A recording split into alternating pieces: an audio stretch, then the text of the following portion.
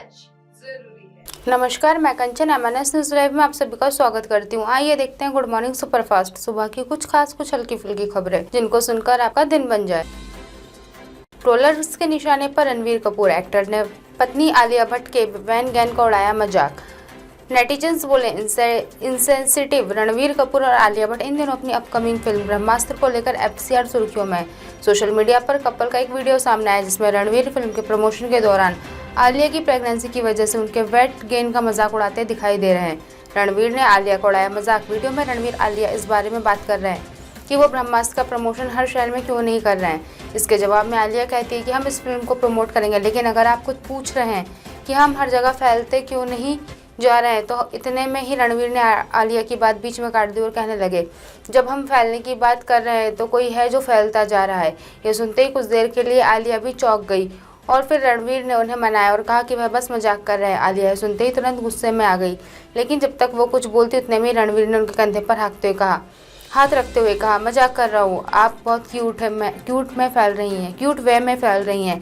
Users ने रणवीर को किया ट्रोल। वीडियो देखने के बाद यूजर्स रणवीर को खरी खोटी सुना रहे हैं। सोशल मीडिया पर यूजर्स लगातार इस बारे में बात कर रहे हैं और कह रहे हैं कि रणवीर आलिया को फैट शेम नहीं कर सकते हैं। जहां एक यूजर्स ने लिखा, रणवीर को आलिया पर यह कमेंट नहीं करना चाहिए था, वो प्रेग्नेंट है।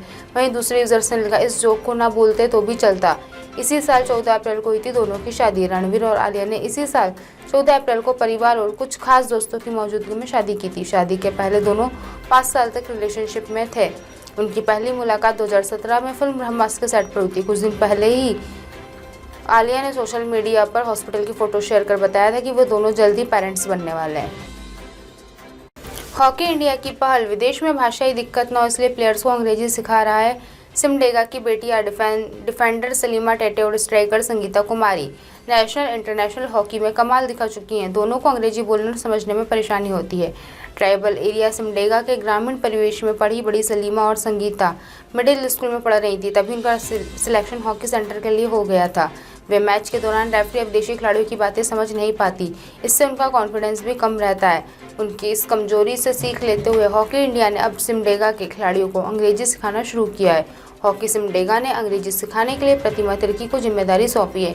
अंग्रेजी जानने से विदेश में नहीं होती परेशानी। सलीमा संगीता ओलंपियन हॉकी खिलाड़ी सलीमा टेटे और संगीता महिला हॉकी टीम की स्ट्राइकर संगीता कुमारी ने कहा कि जब आप विदेशी मैदान पर खेल रहे हो तो अंग्रेजी जानना बहुत ज़रूरी है। आप अंग्रेजी बोलते हो और समझते हैं तो रेफरी और विदेशी खिलाड़ियों की बात समझ सकते हैं, उनके मूवमेंट को समझ सकते हैं। इसका फ़ायदा मानसिक रूप से भी मिलता है, मन में हीन भावना नहीं आती। हमने अंग्रेजी सीखी, इसका हमें काफ़ी फ़ायदा हुआ। खेल के चक्कर में कई खिलाड़ी पढ़ाई भी पूरी नहीं कर पाते। हॉकी सिमडेगा के अध्यक्ष मनोज कोनबेगी का कहना है कि हॉकी की नर्सरी सिमडेगा के दर्जनों खिलाड़ी साल भर राष्ट्रीय एवं अन्य खेल प्रतियोगिताओं में भाग लेने के लिए इधर उधर जाते रहते हैं। इस बीच उनकी पढ़ाई छूट जाती है और सिलेबस पूरा नहीं हो पाता। परिणाम स्वरूप उनका शैक्षणिक रिजल्ट बेहतर नहीं हो पाता। इसके कारण भविष्य में वे कई प्रतियोगी परीक्षाओं में पिछड़ जाते हैं। बच्ची से दुष्कर्म व हत्या का मामला। 2 लाख के इनामी दुष्कर्मी की तलाश में लगाई गई प्रदेश की साइबर एक्सपर्ट की टीम है। कई क्लू मिले। एसपी की जीआरपी लगातार अधिकारियों के साथ बैठक कर हर दिन की मॉनिटर कर ले रही स्टेटस रिपोर्ट।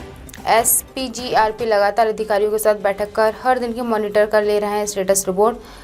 मुजेसर फाटक व बल्लभगढ़ रेलवे स्टेशन के बीच रेलवे लाइन के किनारे 11 अगस्त की रात हुई 12 वर्षीय बच्ची के दुष्कर्म कर हत्या के मामले में आरोपी की गिरफ्तारी के लिए प्रदेश भर की साइबर एक्सपर्ट की टीमें भी लग गई हैं।